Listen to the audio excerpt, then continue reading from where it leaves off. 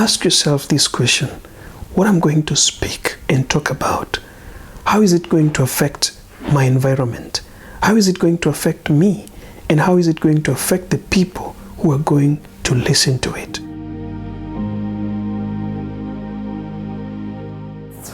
There was once a very rich man who was very much loved. He was a hardworking guy who made sure that his family was fed, was clothed, and was sheltered. One day he came home and he announced his termination from his job, which was the main source of their income. Things were not good on his side, because after having been working for so long, he used to spend.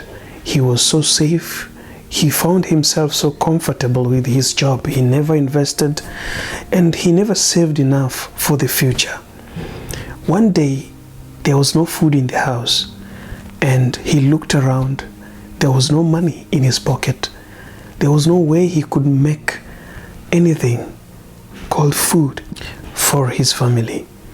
He decided to take a truck and drive down the sea to catch some fish. He did not tell anyone because he believed that he's a man and his job is to keep his family happy, healthy, and fed. Inside the sea, he spread his net and waited to catch fish. Fortunately or unfortunately, his wife, who loved him so much, called him, but there was no answer. She called again and again, and there was no answer. The wife kept wondering, where did this man go? First thing the wife thought about was, this guy could be seeing another woman. His phone has never gone unattended. The phone kept ringing, but there was no answer. So the man kept waiting for the fish, and he pulled the net. He pulled a good catch. He tied the fish with one rope and he put it on his back.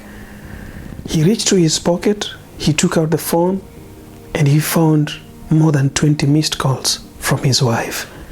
He smiled and said, wow, she's been looking for me. Let me tell her the good news. When she called her back, the wife started abusing her.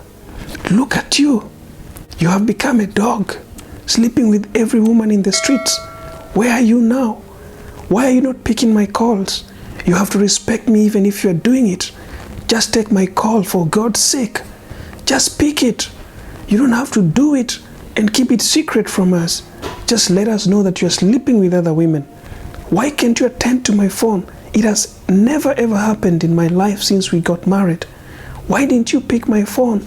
Dog, look at you. You don't have shame. You cannot even provide for your family, yet you are cheating around with other women. Where are you getting money to pay for those brothels? The woman kept shouting and speaking words that could tear his husband apart. She didn't know that this guy was out there trying to make ends meet. Being a good guy who had worked in toxic places and had developed an attitude of patience, he had known how to handle a lot of people. He kept quiet. He went calm.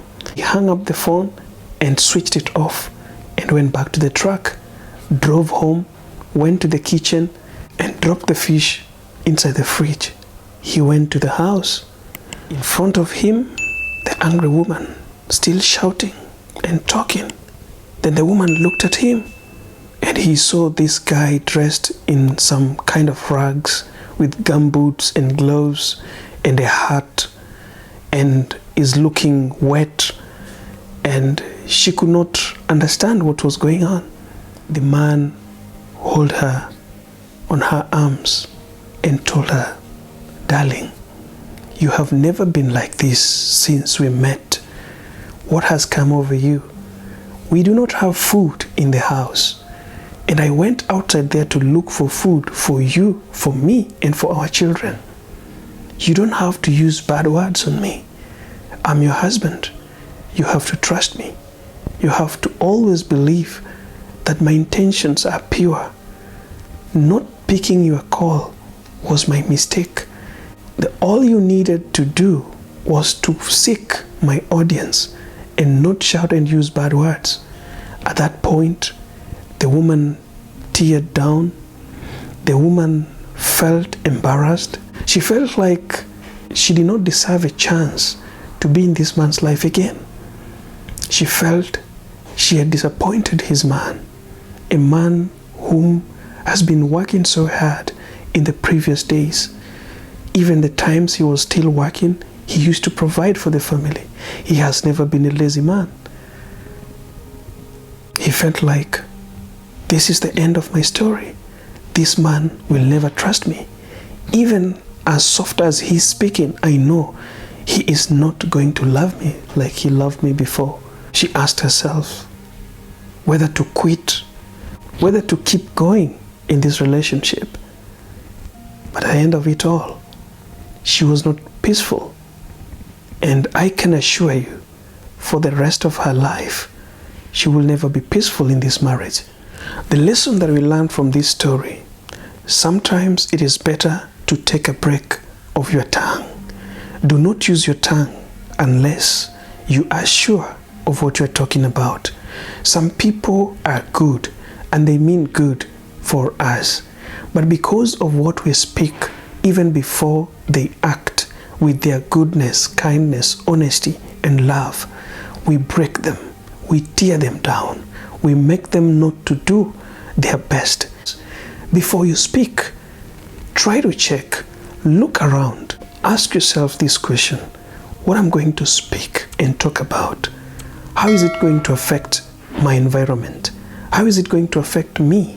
And how is it going to affect the people who are going to listen to it? My name is John Gora, aka The Motivator. If this was your first time on my YouTube channel, don't forget to subscribe and also to put the notification bell on.